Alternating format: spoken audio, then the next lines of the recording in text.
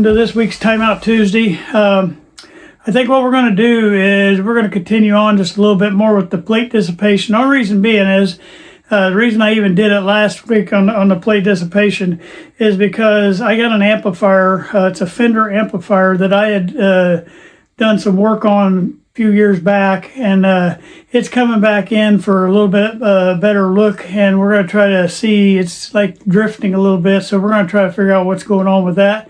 And it involves exactly what I was showing you on the plate dissipation, and there may be other problems with it, and we'll figure that out. But today on the Timeout Tuesday, we're going to try to get it out of the chassis or out of the cabinet and try to get it ready to start looking at. This will be for maybe one or two Timeout Tuesday videos that you'll be able to see an amplifier, and you think, well, that's not an antique radio. No, it's not. And I'm doing this for a friend. But amplifiers this is a tube amplifier. So my motto with my Facebook page is, if it has tubes, then I'm your dude. So anything with tubes, I work on. And this has tubes, and it's just the secondary portion. Like in our old antique radios, we have an amplifier section in our radios. Well, this is an amplifier that has the amplifier section as the whole thing. So anyway, we're going to learn a little bit from this, I hope, today. But on this video, we're probably just going to be tearing the chassis down, getting it ready to be looked at. I may go into a little bit more depth, but we may test the tubes or something like that just to see what's going on with the tubes. But I will try to bring you along on that. Thank you, guys. I hope you enjoyed today's video. All right, today we're going to be getting this out of the chassis, out of this cabinet. It's a Fender. It's called a Princeton Reverb, but it also has, this is the deluxe edition. This is the Bordeaux edition, and it has a few upgrades to it. These are very coveted amplifiers, and this will have tubes. And so in a minute we're going to try to start taking this out of here and see if we can get the chassis out of this cabinet. This is a very nice cabinet. I'm going to try my best not to mess it up and keep it nice, but we're going to be real careful with this one. All right, stay with me. Okay, I don't have a lot of room on my table, as you can see, and this thing is big, but I got it flipped around, and there's your limited edition sign for it. I don't know if that says, yeah, it doesn't say it, but anyway, this is all your dials on the back end here, and we do have a cord for it. I got it put up right now so I don't mess it up.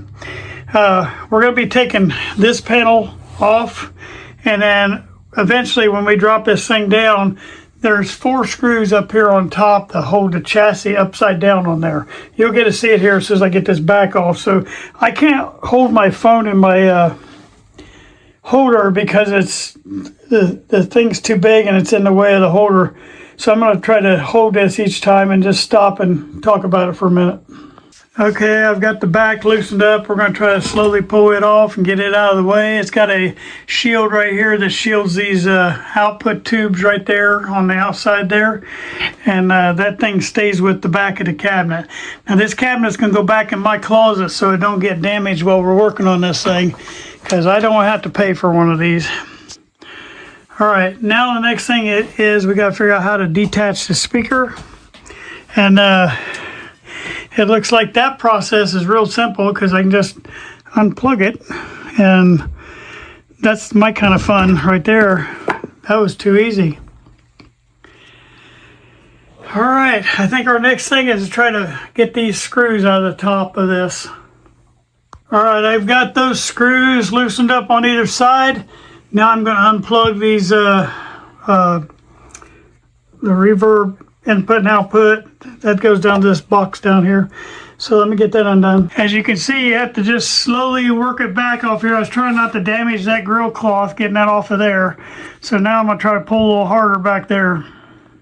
You also have to clear these edges, and it's a real tight fit in there, so you have to be real careful. Get the chassis out, and as always, we're going to leave the speaker in there right now. Probably won't even have to take that out.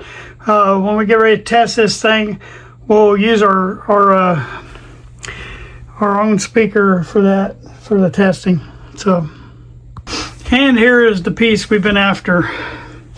This one's got a black face, and it looks like it's in really good shape, so I'm happy to hear that.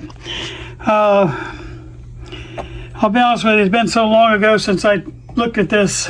I can't remember what all we did to it. We fine-tuned it though. I remember that. We've got it playing really good. He's been playing, he plays this all the time out and about. I really don't know where he goes to play, but he has places that he plays his guitar and goes to shows, and so I know that he said this thing's been playing real good until just recently. So we're going to try to check it out and find out if there's something weird going on. And I suspect, like I told you, the plate dissipation. So I'm pretty sure we got the right schematic here. Which I don't know if I want to go into depth on this schematic because it will confuse some of you. Some of these schematics are a little bit harder. And the main part though, if I can get this facing the right direction, hold on. I gotta figure this out. Hold on just a second. Show you this. I went ahead and pulled one out so you can see. When you pull these out, because this thing hangs upside down, these tubes got to stay in without falling out. So they have these clamps that go on your side. And what you do to get them out, you have to push down on both sides like that and then wiggle your tube out of there. And don't try to pull that out without pushing down on these sides, because otherwise it's going to break something. This has a 5AR4 rectifier tube. That's what this is. And then it has two 6V6 tubes, and it looks like they're in push-pull configuration is what I remembered. And yes, I look at the schematic. Let me find my pointer. This is so tiny, I apologize, but if you look right here, there's your two 6V6s right here. And I just gotta verify what I'm saying there, but I'm pretty sure that hooks to either side of the plate, so I'm pretty sure it's in a push-pull format, because this tube back here is probably doing the inversion. So, and then this is where you go to your output transformer, and then out here to your speaker on the side here. This is 8 ohm speaker, and we're just going to use our onboard speaker here. I'm going to flip it to 8 ohms, and we'll use a dummy speaker, not a dummy, but a actual in-house speaker, that one there, that's 8 ohms for our testing. All right, let me get you set up again. Okay, he bought this set after I looked at it and worked on it, I guess, but according to what he showed me on the internet, whoever sold this to him said it's a match pair, so we're going to find that out here in just a couple seconds. But that's a 6V6, and so in a minute we're going to throw these things in a tube tester and let's just see how matched they are.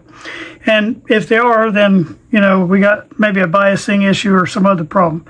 But he tried to tell me in speaking musician terms of what this thing was doing, and I'm not a musician, so it was like Greek to me what he was saying, but it's to me what I call like a type of distortion. He called it something else, and I can't remember what it was. But anyway, we're going to try to figure out electrically. You can figure this stuff out electrically if you don't know anything about music. You can figure this stuff out electrically. Just make sure it's operating properly according to what the specs say it's supposed to be running. So that's what we're going to do. I'm going to stick these two 6V6s over there in the tube tester, and we're going to test that thing. I'm going to let this sit in here for a little bit. Down here in 6V6, it tells us to put the first one on 3, and we put it on 3. We put our next one on 6.3 for the volts for the filament, and I got it on 6.3. It tells us the next number that we're going to put in is 29, and I put that over here on 29. And then the up numbers are 3, 4, 5, and that's 3, 4, 5. And the down numbers is 1 and 7, 8. So we're going to let this thing sit here a little bit, but look what it's doing already. It's already leaning toward the replace. As a matter of fact, I don't even know if I'm getting any heat out of this one at all. So we may have a burn up tube. All right, I'm gonna get the other one in here. All right, here's my problem. This one I've let set for a while, and well, now it's jumping around. It A minute ago it said replace, but it is coming up good. All right, so that one fooled me for a minute. I bet I tested that like 7 times and it wouldn't move. It went down instead of up. So that's going to 84. All right, let's check the other one. And I noticed I'm sorry, I didn't mean to lay the phone down. I noticed something else too with this one. It has a broken socket key. So if you accidentally get that put in the wrong way, that might be creating problems too. But I just noticed that. And this one's a little strong. Oh, see, there it goes. I'm going to have to let it heat up for a second.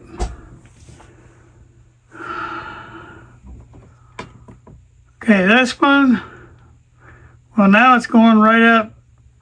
It's still heating up. Hold on. Because this one was going to 88 a minute ago. Yeah. One of them's running a little stronger than the other one, but they're both still good. So I don't like that broken key, so we may try to play around with these other tubes we got. Yeah, well, I'm sitting there letting one of them cook for a minute. I'm still testing that one because it was coming up pretty high. Let's go over these tubes here. Got a 12AX7, a 12AX7, a 12AT7, and another 12AX7. Looks like there's 3 12AX7s in here. 12AX7s are real hard to come by. They're kind of an expensive tube, and that says a lot because this thing's going to have some power with all that in there. But we're just going to keep playing with this 6v6. I'm going to get another. He brought a couple extra tubes with him, so I'm going to test some of those too and see if we can get real close. I've let this one sit in there for quite a while now, and it looks like it's just going to be about 87 is what the number is for it on the emissions. And I already checked for sure. Okay, while we're waiting on that, we'll just go over underneath here. These Fender amps have one big long circuit board, okay? And a lot of times they'll have like a ground wire that has a ground bus. Like a lot of the grounds all come to one spot. I'll have to refresh my memory on this schematic. I'm just doing an overview on it today, but I will look at that and make sure we got all our grounding right on this thing. And we're going to check these resistors. If you have a resistor go out, it can create some of those things, and more than likely it'll be a bias resistor. This little pot down here, this little thing right here, that's where you set your bias. On this radio, see, normally you just stick a different size resistor in there and make your bias go up or down. But on this one, on this amplifier, you have where you can just put your screwdriver in there and you can adjust that pot, and you can take your resistance up or down and set your bias right once we figure out what we need to do with the bias. We're not going to do it on this Timeout Tuesday video, but on the next one, we're going to calculate that plate dissipation like I showed you on the last video, and we're going to actually put power to this thing, and we're going to calculate that, and we're going to see what these tubes are getting. Maybe they're getting a little too much oomph, or they're maybe not getting enough, and that's what we want to know. We want to make sure it's set right. We want to set it to what the max plate dissipation minus about 25-30% down, because we don't want to run it all the way max for the max plate dissipation, because then it'll run too hot. Eventually you'll burn your tubes out, and that's what I was a little bit concerned, that this one was running too hot. But we'll know here on the next video when we fire this thing up. Today it's just analysis, and we're going to figure out what our plan is for what we're going to do. Now, I'm going to check all this wiring just to make sure something didn't come loose. And but like I say, on a lot of this, I think I checked all this the last time I had this. I'm starting to remember some of it. And I think I corrected a few things, but most of it is pretty good. Now, the resistors, these resistors hold pretty good, but there are a few in there that may have drifted, and especially ones related to our output tube. So we're going to definitely look at that part of the circuit and test. But we're going to test every resistor in here. We're gonna find out, you know, what, and plus it'll help us to learn resistors. My goodness, if we can test all these, we're going to be able to figure out the numbers of what we're supposed to be seeing, and it'll help us to learn the resistor color codes again. Keep putting that in front of you, and maybe that'll help you. All right, so I've been cooking this thing again while I'm talking and looking here, and see, that one's about 84, the other one's about 88, so 87, 88. So there is a little bit of difference between these two tubes. So now I've got a box here of tubes. They're 6V6s. This is what the owner brought to me to try to see if I could find a better match. So we're gonna look at that first. Let me get one of these out of here. All right, so we're going to put this tube in now. It says it's running about a 96, but that's old numbers on there, so we'll find out.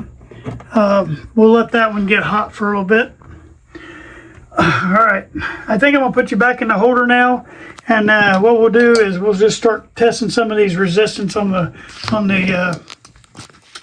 resistors, and that way we can get an idea of whether we got any that's out of tolerance. Now, if you see this thing sitting way at the back of a bench, it's because these things flop over real easy, and they're real heavy because these output transformers on the top and the choke on top and the transformer on top, it wants to flip this chassis. So I'm leaning against that wall back there, and we definitely don't want that to flip over, because we don't want to break any of those 12AX7s. Those are very costly little tubes. And yeah, I do have a couple spares up there, but I kind of like to keep them for when I really need them, not because I broke one. So, all right, let's see. Let's just start. See which end. What was the end on it? Okay, we'll start down here at the bottom, because some of these resistors probably tie into that circuit. And let me get you bent down here. I'm trying. Okay. Get turned in here. I don't know if I can get this thing turned sideways a little bit. Yeah. Now, on these schematics that you have, and I set my stuff right on top of the schematic, on these schematics that you have, most of the time the values will be on the schematic of those resistors when you see them, but they're so tiny for me, I have to get my magnifying glass, my old man eyes, and you know, I have to get over here and put that magnifying glass in front of that so I can see what I'm doing. And so I would have to try to kind of guess at those, but I'm just going to go by the numbers on these right now, and then I'll go through the schematic and make sure that what's in there matches what's on that number. On the circuit boards, which makes this nice, on the schematic it's labeled like R1, R2, R3. You can see them down here. Well, then you can look on there on the schematic and it tells you R3, and it tells you what that is. But it's real, like I say, microscopic. But I'm just going to look at the colors, and right now I'm just going to look at the bigger ones, because my eyes right now tonight, I'll get set up for the next time. But my eyes are definitely not doing great tonight to see these colors and stuff in here. So I'm going to get a little more light in here. All right, let's do this blue one right here, because everybody can see that pretty good. Let me tip you up a little bit more. All right, the first number that you have right here is a 1. The second number, because the 1 is brown, the red is 2, and the yellow is 4. Okay, so it's 1, 2 with 4 zeros. Remember, the third band is how many zeros it has. And then this gold down here, I think that's gold, yeah, that's your tolerance that you have. All right, so we're gonna look at this first one. So it should be 1, 2 with 4 zeros, okay? So that'd be 120K. All right, so let's just see what we got. And it's R28 on the schematic, and I'll mark these off on the next round. But right now I'm just kind of showing you. My multimeter went shut down on me. Hold on. Let's get that. Hold on. I'll get that out here so you can see it. And while we're talking here, I'm baking that. I'm baking that tube, testing it. Okay. So I know what I'm gonna do. Let me get a clip lead on here, and that way I don't have to hold these things. Trying to make it as easy as I can for us, so I'm not sitting here trying to balance that stuff. We can just clip it on, and then I can hold the multimeter up for you to see. All right, so I'm getting on one side right here.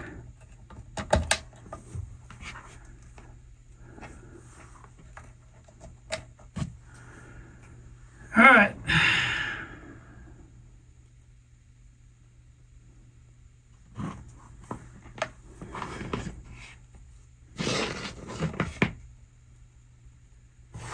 Okay, I don't know if you can see there, but we're at 124.8. Plenty good, okay?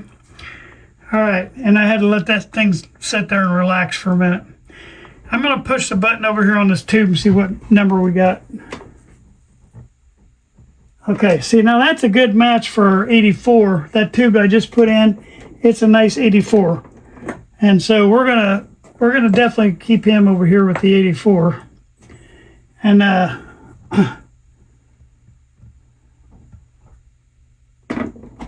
gonna put that one back in for a minute. So we got 184. I know we got at least two 84s. I'm gonna get another one out of the box here real quick and put it in, let it start warming up.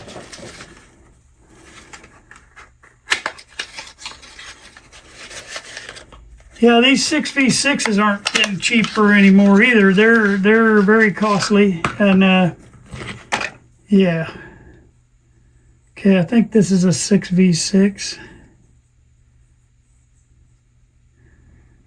A lot of these tubes here are made in Russia. All right, we'll check that in a minute. I'm checking that other one real quick. All right, so that one, we know that resistor is good. Let's check this next one. Okay, the one to the right here. I'm gonna clip on. Okay, that's a 1. And then the second line is black. So that's a 0. And then the third line is red, and that's a 2. So that's a 1 0 with 2 zeros. So what is it? It's a 1K. Okay. So we should have a 1K resistor. Okay. And as you can see on here, it's about 0.984. So that's real close. I can't argue with that. Okay. We're going to go on right up above here. So I'm going to tip up a little bit. We're going to start running this run of resistors right here. Okay. All right, we're going to do the little green guy. Like I said, I'm skipping them two little carbon resistors down below because I'm going to have to, I can't even see the colors on them. I'm going to have to get my big glasses on, but for this video today, we're not doing it. All right, I'm going to clip onto the green one. And then we'll figure out what numbers we got. All right, I gotta get me a light in here.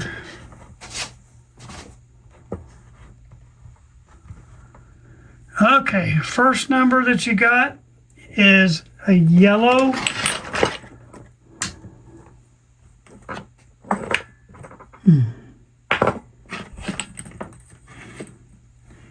All right, I'm sorry, I had to find my thing. Yellow. And then the second color is, I think, brown. Yeah, it's brown. And then the third color is red. So that's 4. And then brown is 1. So it's 41. And the red is 2 zeros. So that's 4.1K. Okay. So, well, that is not a red color. Wow, okay.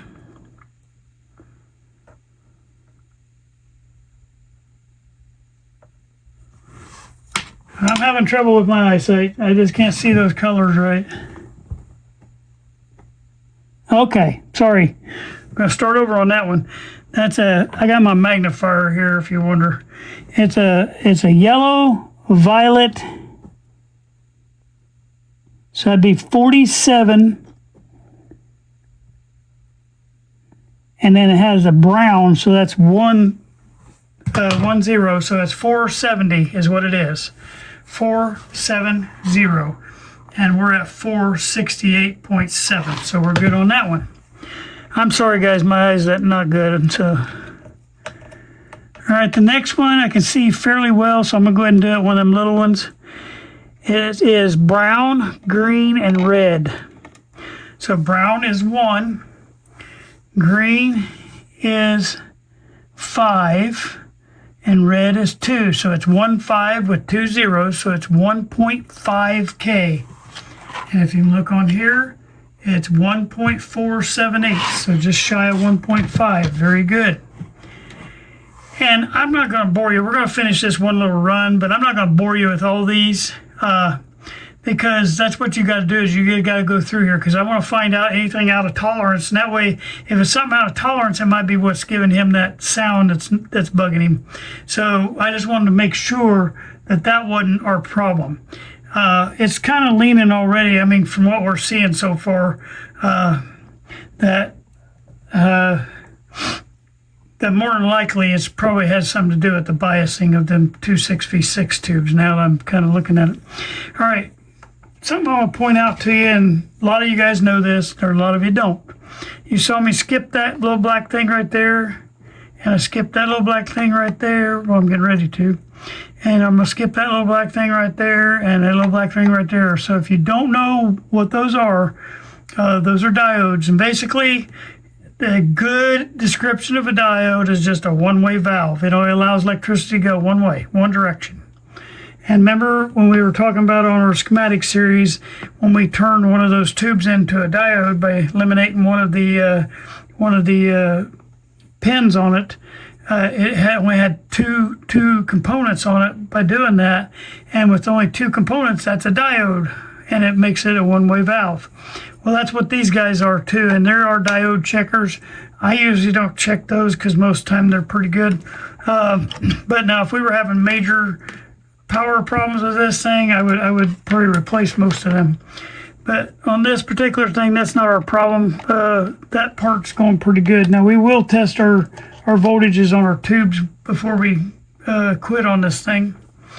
All right, magnifier's coming out again because these colors blend together really bad.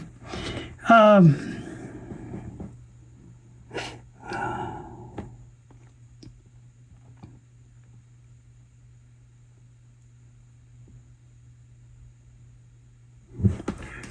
right, let me put you on hold for a minute. All right, this is only on a lot of the newer radios and stuff. I mean, not the old stuff that we've been working on. But it took me a minute because I couldn't see what that color was. But okay, this is a brown, black, and then that third number is a color is a gold, and then there's another gold right here. What do you do if you got 2 golds? Well, if your multiplier band is gold, then you multiply times 0.1. Okay, so we had 1 0 on the first 2, and we multiply it times 0.1, and of course that gives you 1, and it's pretty much that's what that is. A very low ohm resistor, and I think there's another one right up here. Now when the gold is on the end out here, that means it's a 5% tolerance.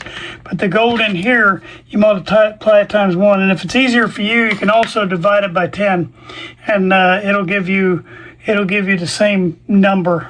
We're showing about a 1.9 on that, but those are still, I think those are good, and be honest with you, I don't have anything to replace that anyway, so it wouldn't matter.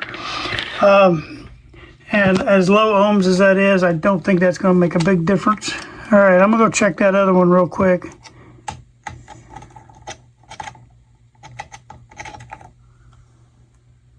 Yeah, I'm getting the exact same thing on that one, so we're good on that one. The other one is exactly the same as the one down below, right? The one down below right here. There's another one right. Oh, you're fuzzy. Hold on. I had to take you out of the rack for a minute. So this one is the same one. It's a brown, green, and red. So it's 1.5. 1.5K, and we're at 1.476. Now understand some of these, because they're in circuit right here, I'm not going to lift one end, because you can get a more accurate reading if you lift one end. You could disconnect one end, but you would have to pull this whole board out to lift that in, because all your soldering is done on the back of it, and we're not going to mess this board up. So all I'm doing is getting a ballpark and make sure there ain't nothing like crazy out there. And so here we go with that. So let's check this guy. This is another 84, so we got two 84s now. I'm going to test this one now. All right, there we go. All right, so I made it through that. I made it through that run right there, and just checking out, making sure these blue things are your electrolytics. There's one up there and 3 down here, and I think we changed those out last time we were doing that. I remember pulling this board, so and I'm not going to pull it again. So. And then you got some smaller electrolytics in here.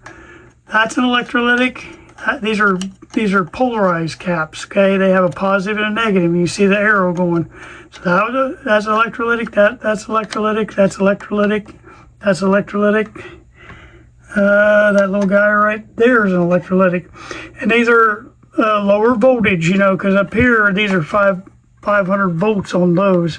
But these are probably, a lot of them are, 40 volts, 50 volts, 20 volts. And like I said, I checked all those last time I was under here, so I don't think we have any problems there.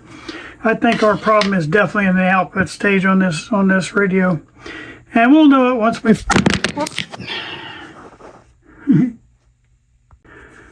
Well, I dropped the phone again. My old age hands can't hang on to stuff.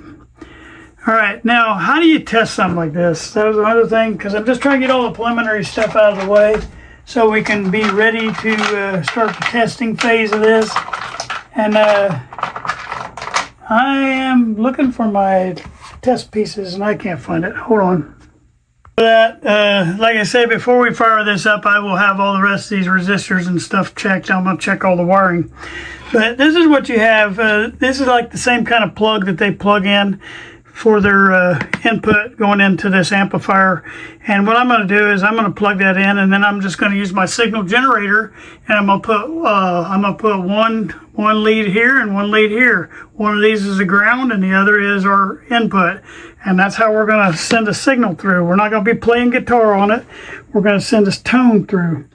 And if that tone sounds good coming out of our 8 ohm speaker up there, then we know that, that maybe we got the problem fixed. But first, I'm going to, like I say, I'm going to get all these tubes matched up and get some good match pairs so I know they match each other. And then we'll start calculating. On the next video, we're going to calculate the plate dissipation, and we're going to figure out that we either got that bias too hot or too cold. And we'll be able to either amp that up a little bit or down, and make the plate dissipation come right in there at about 70-75% range, and it'll play really good for him.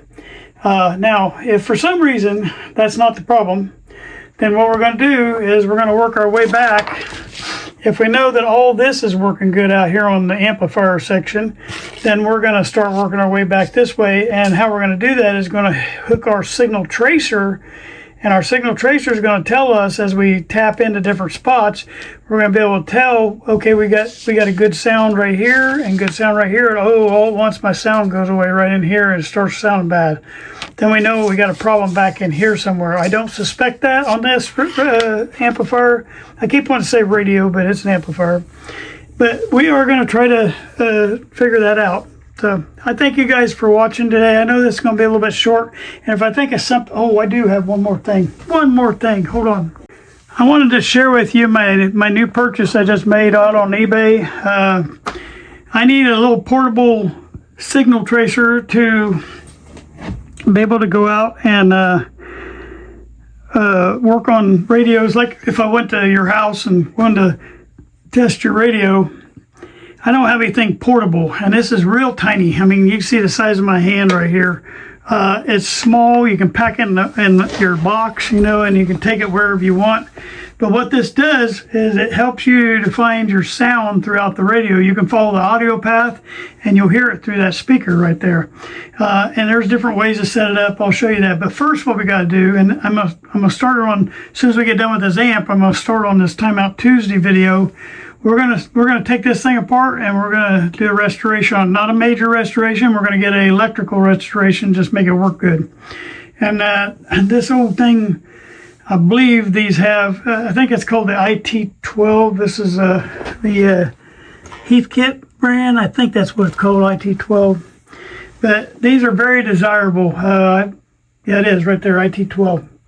And I paid, counting shipping, about $150 for this one. And you're gonna pay an arm and a leg for a signal tracer. And I'm talking about the vintage one, but to me, these work great. I've used one before. As a matter of fact, in behind that wall, I believe that's what I got back there, the one that you hear. Well, you probably haven't heard me work yet on this channel, but I've got one back there. I got a little switch where I can just flip the switch right here, and it turns on my signal tracer. What's nice about this one is you guys see Mr. Carlson's Super Probe. Well, I think this is what he used to make his Super Probe out of. He used one of these old probes, but I'm not going to do that with this one. This one's going to stay right on here. These are really hard to come by. Most of these things will sell, somebody will sell this part, but not that part. And I was so happy to get that, and this thing's in great shape. But I'm gonna take that apart and make sure the resistor's good and everything's good in it, because I want to be able to use this on a regular basis. I want to be able to have it right here on the bench, where if we just want to test something real quick, we can grab it. So on the Timeout Tuesday videos, after we get done with this amp, I'm trying to teach you like in a steps, because if we can't figure out our problem in the amp, we're gonna have to use one of these signal tracers. Now, I have mine here, and we might have to use that because we won't have this one done. But it's similar to this. It's sitting behind there. But it's like a series of troubleshooting. We have to go through these steps to try to figure that troubleshooting out. And what I'm doing right now is just making sure all the stuff is in order on this amp, that there's nothing freaky that's happened since I last saw it. And that's what I'm doing. I'm going to be testing all the tubes before we put power to it. We're going to test the rest of them next week. And we're going to get a matched pair of the 6V6s, and then we're going to make sure all our resistors good, everything's good in there. I believe our caps are good. Like I say, they're not even that old. And then when we get that done, we're going to fire this thing up, hopefully sometime next week, on the next week, Timeout Tuesday, and then we'll be able to start measuring for our plate dissipation and see if something's going wrong with the tubes that way. All right, I hope you enjoyed what you saw today, and I hope you enjoy it. Looking forward to start working on this signal tracer. I'm ready for that. All right, thank you guys for watching. Please like and subscribe. Thank you. Well, I hope you enjoyed today's video. We got a little ways under the hood there, and I think we accomplished what we needed to accomplish on this Timeout Tuesday. We probably will do one more video on this, and that way we can finish talking about the things we need to talk about when you're doing that, because this applies to all antique radios. It's just on this we're doing a Fender amp, and this is a very expensive amp. It's not a cheap one. So I hope you enjoyed today. Please like and subscribe. Thank you. I just want to close out all my videos with this right here. This is my my motto, and it's going to be our channel motto from now on. It's sometimes you win and sometimes you learn. We don't ever want to lose. We want to learn from every mistake we made. I thank you guys for watching.